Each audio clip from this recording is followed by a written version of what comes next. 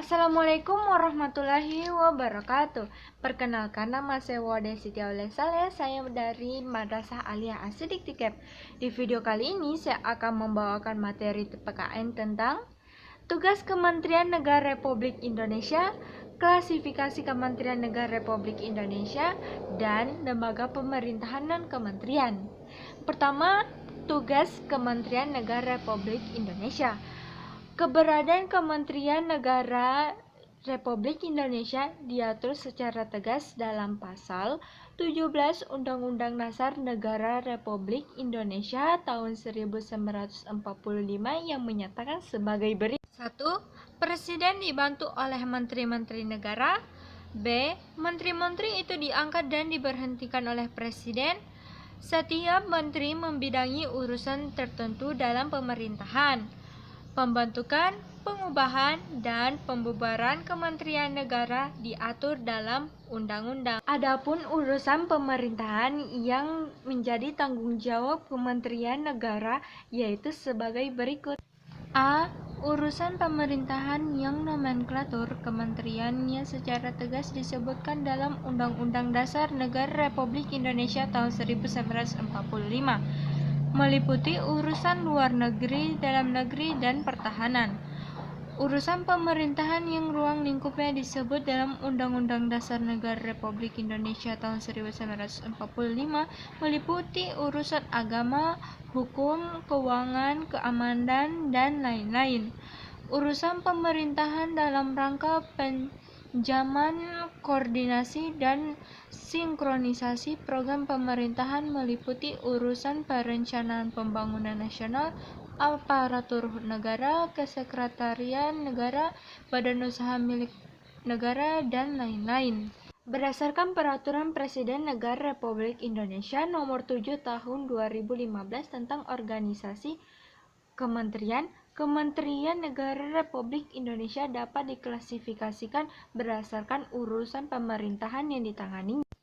A. Kementerian yang menangani urusan pemerintahan yang nomenklatur atau nama kementeriannya secara tegas disebutkan dalam Undang-Undang Dasar Negara Republik Indonesia tahun 1945 adalah sebagai berikut, yaitu dalam negara, Kementerian Luar Negeri, dan Pertahanan.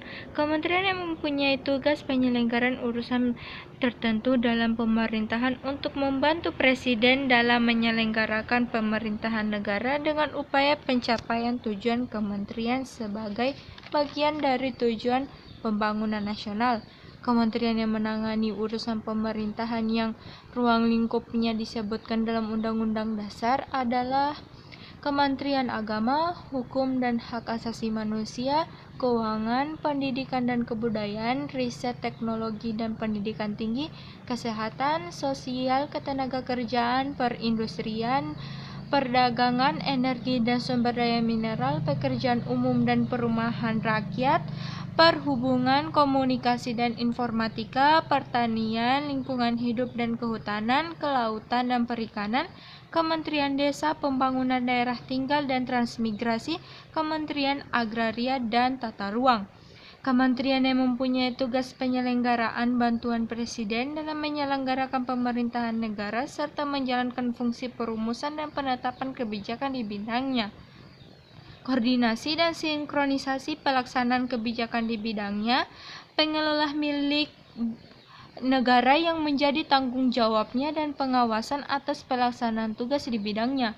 Kementerian ini ditangani urusan pemerintahan dalam rangka penajaman, koordinasi, dan sinkronisasi program pemerintahan, yaitu Kementerian Perencanaan Pembangunan Nasional, Perdayagunaan Aparatur Negara dan Reformasi Birokrasi, Badan Usaha Milik Negara, Koperasi dan Usaha Kecil dan Menengah, Pariwisata, Pemberdayaan Perempuan dan Perlindungan Anak, Pemuda dan Olahraga, dan Sekretariat Negara. 3. Lembaga pemerintahan non-kementerian. Selain memiliki kementerian, negara Republik Indonesia juga memiliki pemerintahan non-kementerian, yang dulu namanya lembaga pemerintahan non-departemen.